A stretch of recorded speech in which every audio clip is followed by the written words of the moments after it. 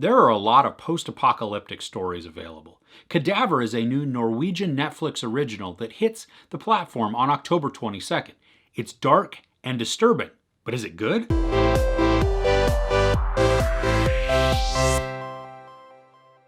Nuclear disaster has happened and food is scarce. A starving family is invited to a grand hotel where a free meal will be provided as well as some entertainment through a theatrical play. It turns out the entire hotel is the stage, and the performance will be happening all around the attendees.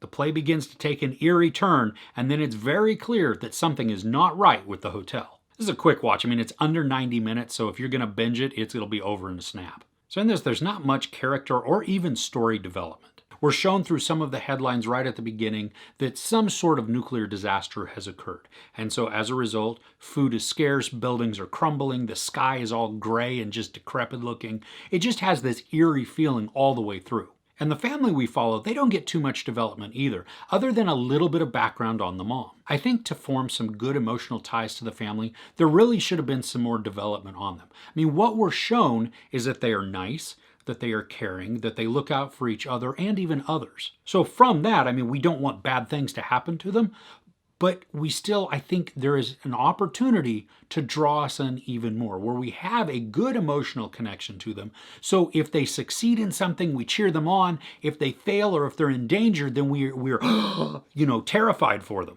Now, the story in this is pretty predictable, but it still is engaging and it's tense. I mean, right from the very beginning, there is this sense of foreboding. And a lot of that is helped by the scenery that I mentioned. You know, you have the gray skies, you have the buildings falling down. You even have people kind of dying in the streets or people fighting over cans of food. And that just sets the entire tone for the location that we're in, that this is not a happy place. And along with that, people are desperate. People, they're looking for any type of connection, they're looking for safety, and more importantly, they're looking for something to eat and a nice shelter. I really like the concept of this, especially because it's set in that post-apocalyptic world. Now, it does have a very sick and twisted outlook and premise, but you kind of need that if you're going to go dark and disturbing the way this film is. Now, because I've seen way too many movies, the second that the family is told, the entire audience really, is told that the play is going to be happening around them, that the hotel is the stage, I'm noping my way out of there right at the get-go. I mean, there are too many weird vibes going on. My spidey sense is tingling,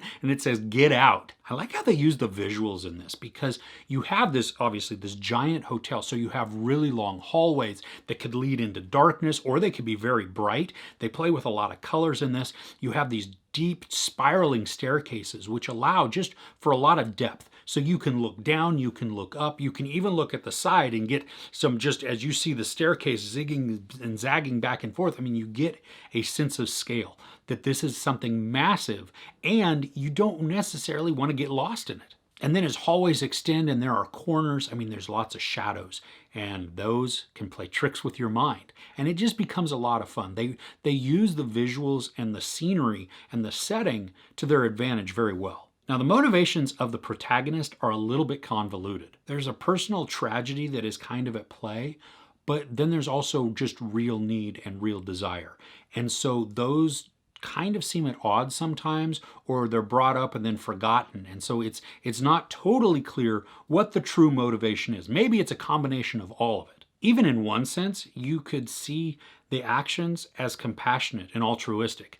I'm not sure I'm going to label it that, but you could kind of twist it that way. Like I said, this is just under 90 minutes. And while I could have used some more time to not only enhance the creep factor, but also just enhance and build upon the characters themselves, this did move along efficiently. I didn't feel that it really had any lagginess towards it, so it didn't drag. I mean, they used every bit of their time to their advantage. Even though it was predictable, I had fun with it, and it was a decent and quick watch. If you're finding yourself in the mood for something dark and devious, even if you can tell what's going to happen next, then you might want to give this one a shot. There's sex and some brief nudity, some profanity, and a lot of violence. I give Kadaver 3.5 out of 5 couches.